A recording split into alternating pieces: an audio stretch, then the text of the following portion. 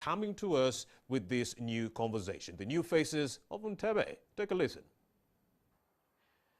Well, a very good morning to you, Ramya Vusiku and our audience. I'm coming to you from the southwest of Uganda's capital, Kampala. This is Entebbe, of course, fresh from the elections, the new faces that have come on board to see that Entebbe now transforms to a city, and the brilliant ideas have been chosen by the people to represent. Entebbe municipality is a peninsula surrounded by the lake, and it's the only international gateway to the country, with the State House and the only international airport currently.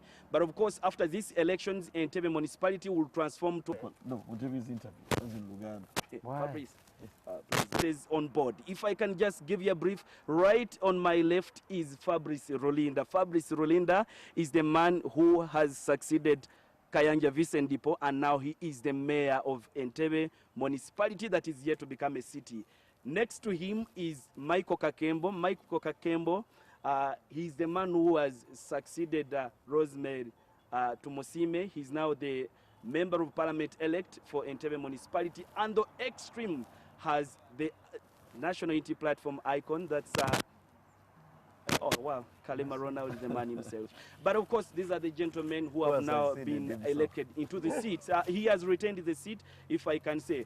But after this, as Entebbe goes into a city, we know many of Katabi Kajan's places, Busi, Kasanje will be annexed, and they will be part of Entebbe. So the place calls for an idea that is well thought of, the brain that people deserve in the area. But I want to just quickly start with the newly elected mayor for Entebbe municipality that's here to become a city, Fabrice Rolinda. Fabrice, welcome to Morning at NTV. And what kind of a city do you want?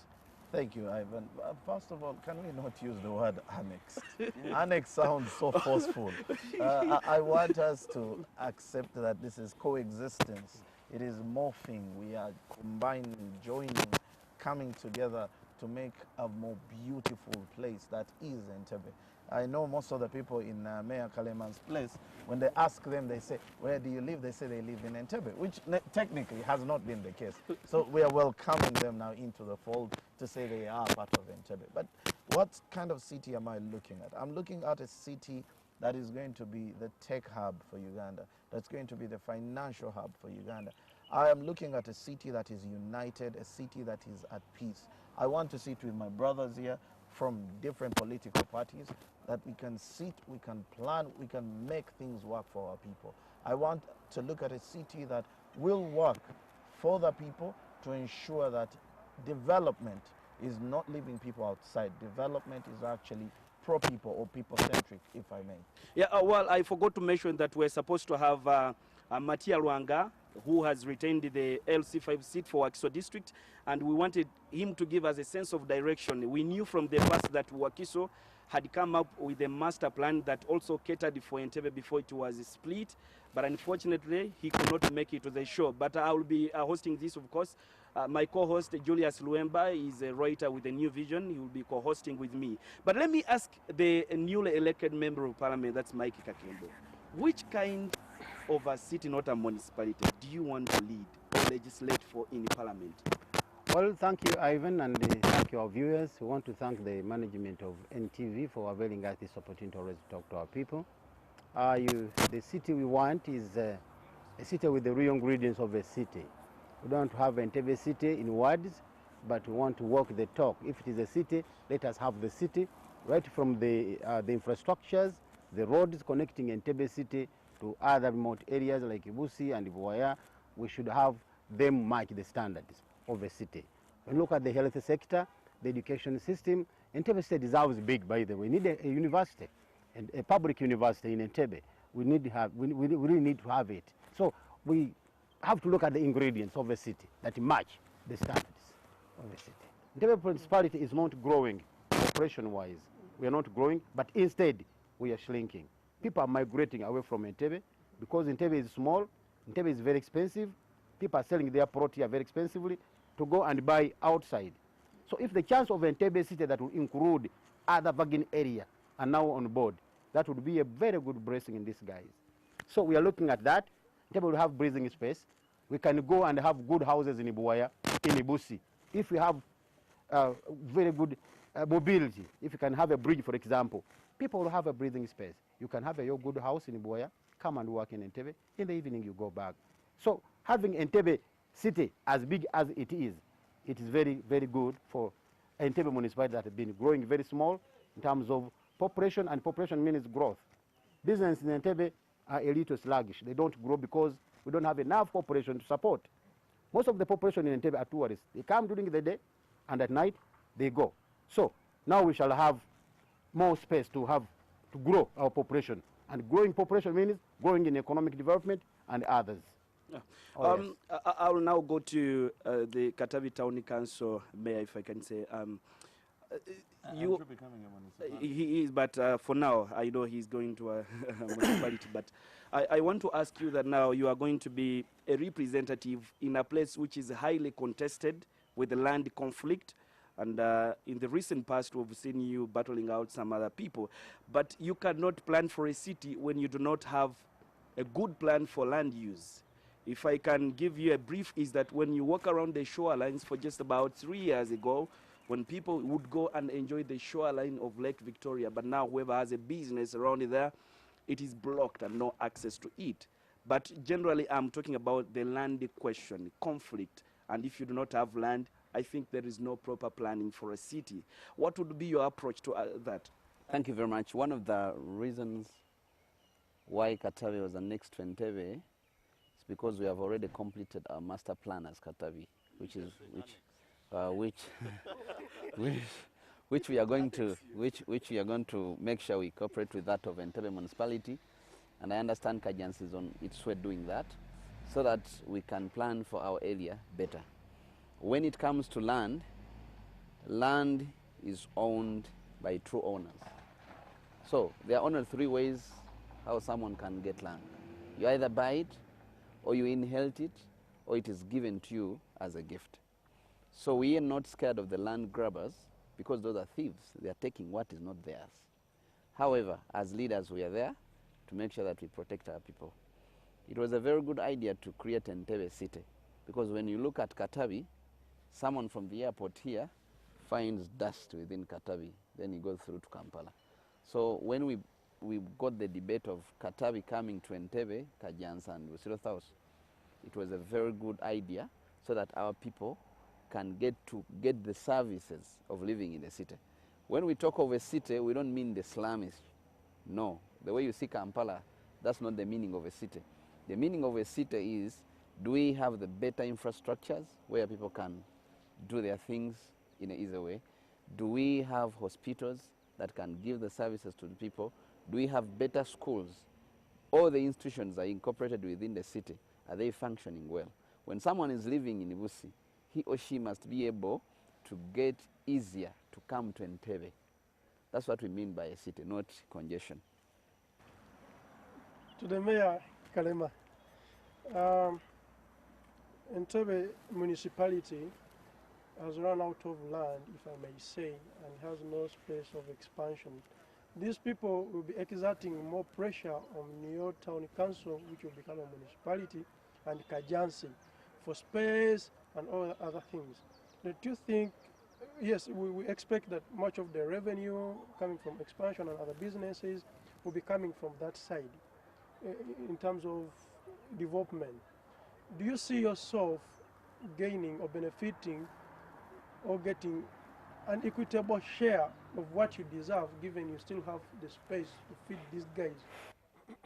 Thank you very much, Julius. Actually, I'm seeing Katavi one of the most beneficial of the city, because we still have space, and Entebbe has no space as we speak now. Therefore, where we have the expansion of the city, for example, if we have to create a new hospital within the Entebbe city, I have no doubt it will go in Katavi or Kajansi or Kasanji. So 100% my people are going to benefit. But what is so interesting is to work together with other leaders from other localities. For example, when we become a city, you're going to have 2 divisions. You're going to see Katavi coming to Entebbe and Ibusi to make a division. Kajansa and Kasanje to have a division. Now, having the Entebbe municipality mayor to become a city mayor, that has no problem, as long as our ideologies is to serve the people of Entebbe City. Okay, and to the MP Entebbe, MP elect Fabrice. Mayor. Yeah, Mayor. The sorry, MPs, sorry. this gentleman. Don't The let it mayor, have the his mayor, way. the mayor Fabrice. Mweza kumpamba. Your predecessor, he's still the incumbent. The incumbent mayor and his executive pointed out some of the challenges that they have been facing. One of it is inadequate decentralization of revenue collection mandate, leading to central government collecting the greatest chunk of taxes or revenue from local governments and taking it away. How do you hope to handle this? My focus, my brother here, Honorable Kakembo, has actually talked about it. You see, the spending power in Entebbe, the spending power in Entebbe is still very small. So you can't rely solely on funds from revenue collection. I think we need, this is a time, and I'm happy that every brain I'm seeing here is young. I'm hoping we have to look for outside the box, as simple as that. For simple reason, there is actually no money you will collect in Entebbe. If we're going to talk about revenue collections, it's very, very small. My brother here talked about businesses here being sluggish. They're not sluggish. The businesses here can't take off. The businesses here can't take off for a simple reason. There is no spending power in Entebbe. I am happy that we are growing. I am happy that we're getting this, all these other people on board. That means that you can actually, the purchasing power is going to grow. Here's what I'm looking at. I'm looking at the way we can make money as Entebbe. One, we need to look at technology. Two, we are now getting what they call human resource capital. That is from all these other areas. When they come on board, what do we do with them? To say, there are jobs at the airport and all that, that's simplistic. Can we tap into our capital, which is the human resource capital, and see how we can tap or we can lobby for things even outside Entebbe? If I can get Mayor Kalema to go and work, for example, on a rail line, and he brings back money to his village in Busi or in Kasanje or in Katabi, then we have money coming back into Entebbe. I think the biggest thing that we're going to have to look at is, one, how do we get money into Entebbe that's not necessarily tied to the central government? Two, how do we utilize our human resource to make sure that it makes us money? Three, can we turn Entebbe? Believe me, even with the addition of all these people, we are still at one budget. There are no minerals, the only thing we have in Entebbe is going to be tourism. Two, can we take and tap into that young population and turn it into a tech hub, an employment and tech hub, where we say that if you need quality, employable people, look into Entebbe. If you are looking for... You have previously, I heard you in the previous debates talking about sourcing from maybe outside the country, from partners and all that. Yes. Yet we see the government blocking money from outside, from different organizations. Do you see this, how do you see this coming up? I would not want to politic about the funds that you're trying to talk about. Let's focus. I don't think government will stop development funds that are coming to a municipality or to a city that is going straight to the people. I don't want to get into those organizations. What my plan is to sit with these brains here. We wake up in the morning, go and source. There are grants all over the world. There are monies all over the world. It is our organization, it is our structuring, and it is our push that is going to either give us success or failure. In 5 years, the MP Kakembo, Mayor Kalema, and I are going to be judged based on our work, but based also on our push and our thrive to make sure that our people benefit from our leadership. I'll ask a question that will require the two of you, the two mayors, to respond. I'll start with Kalema. Entebbe is a peninsula. Fishing is one of the economic activities that the local people survive on. And now we are going to a city. In 1 minute each, what approach are you going to give these people at the landing sites as we're going to the city? Thank you very much. First of all, gazetting the official landing sites. You've been seeing the army chasing away people from different landing sites that they're not gazetted. So one of the things we need to do is to gazette the official landing sites and also make sure that the lake is accessible to everyone. You see, Entebbe is full of beaches, even in Katavi. And whoever is putting up a beach is closing up the lake. Whoever is putting up a beach is closing up the lake. So we need to make the owners know about the law, that you are supposed to leave the 200 meters buffer zone to everyone. That can make sure that when someone is from the landing site, can access all other corridors, fishing, and goes back to the landing site. Another is to make sure that the army understands that it's not beating up people that is a solution to protecting fish.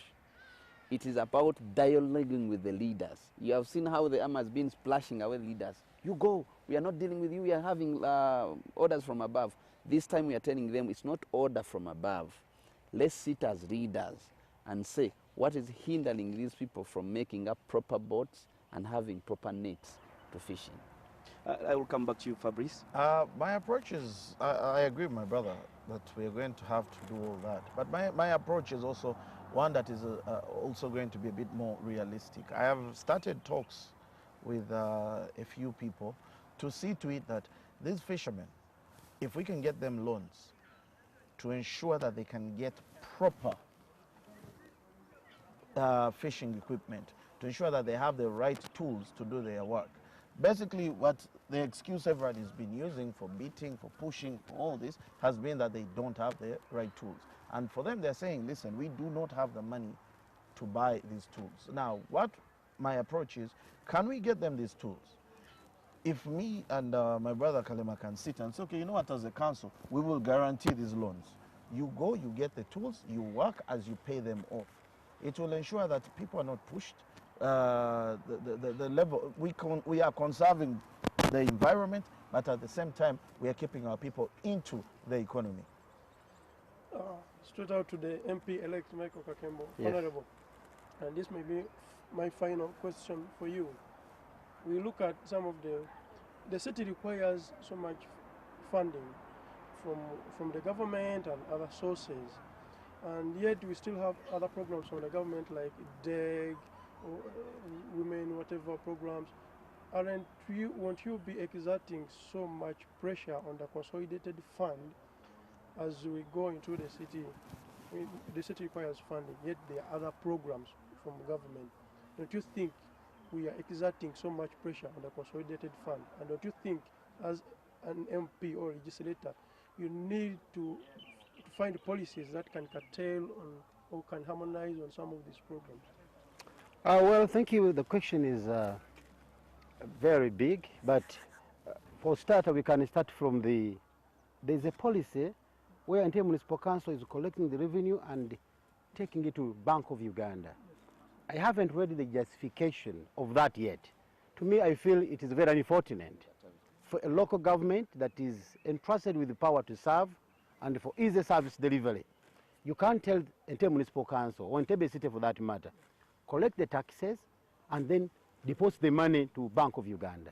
It is very unfortunate. I believe that policy needs to be revised. We have to debate it and discuss it exhaustively. Let us have the rationale. Why was it like that?